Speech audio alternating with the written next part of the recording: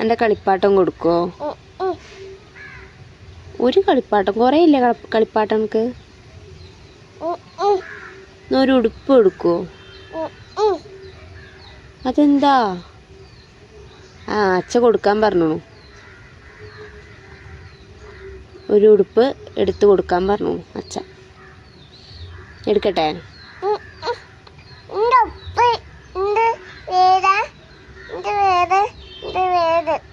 എൻ്റെ വീട്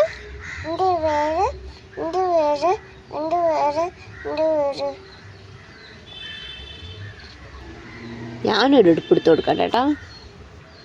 ഞാനൊരു ഉടുപ്പ് എടുക്കട്ടെ. ഞാനൊരു ഉടുപ്പ്